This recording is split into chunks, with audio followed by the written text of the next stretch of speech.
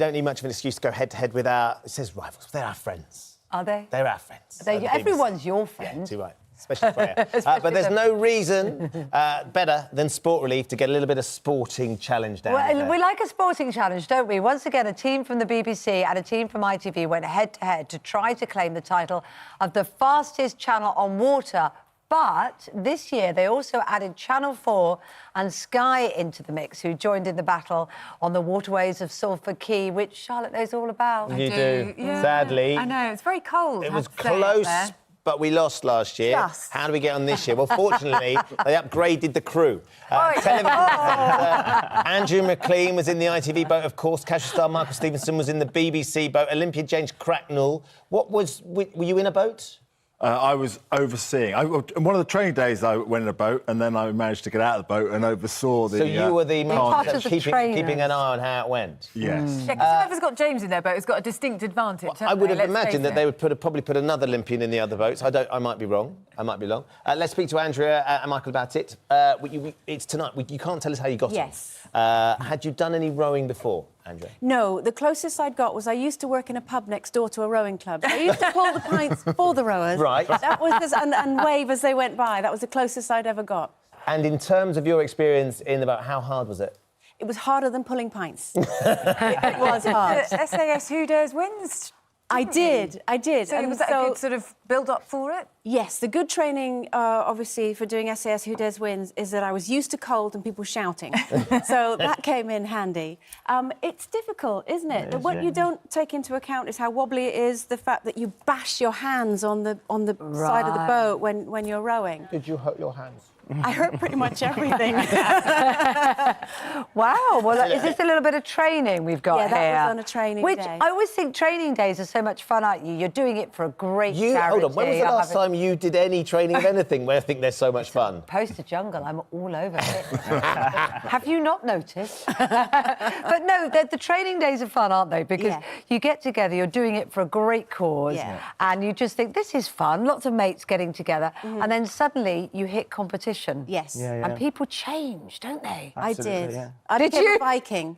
Did you? Yes. It's in there, though, isn't it? You're it in is, a Viking. yes. I saw that on SAS. I don't know if you had the same thing. Well, the training day was so relaxed and everybody was really supportive and the water was really calm, weather was gorgeous, and then you get on the water on the actual day and you've got Olympians in your boat and our cox, Gary, was just like full on. As soon as it was the starting line, he was shouting at us and it goes from being really supportive to like, okay, go.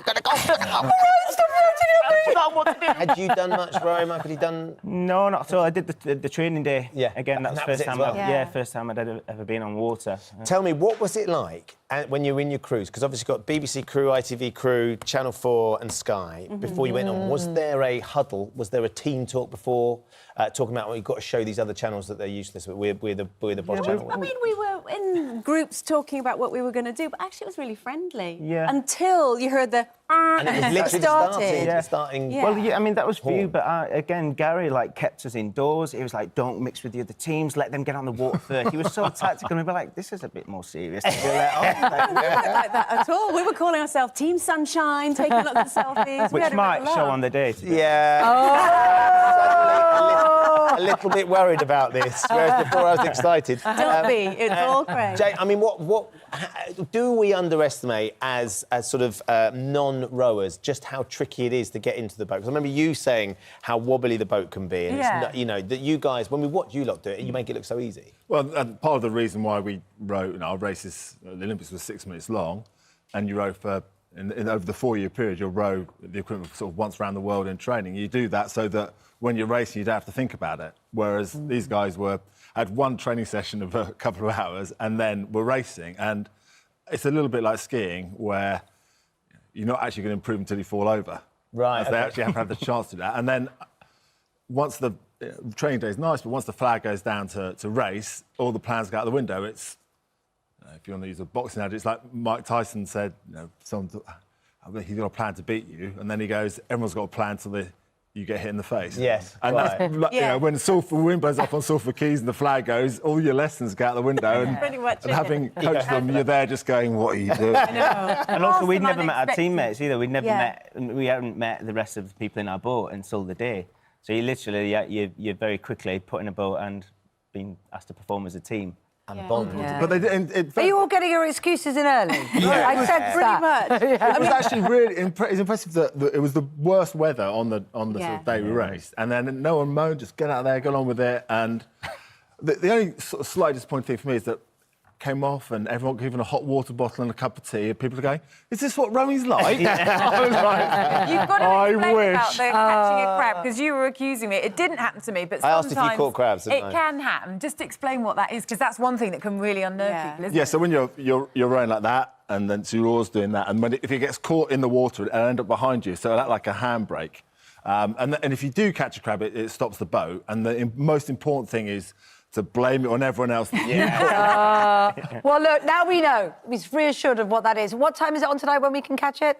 I don't know, because obviously the whole Anybody, sports anywhere? relief Yeah, thing it's is... I think the we sport don't release know starts what at 6 time our o'clock, bit I think, is so on. it'll be, 6 o'clock, it'll be the okay. highlight of the whole evening. Yeah. It'll We'll be. be watching. We'll be looking for the crabs. Well done. Thank you so much for coming in. Thank Thanks you. for representing us, Andrea, although I'm a little bit worried. Don't be worried, all good.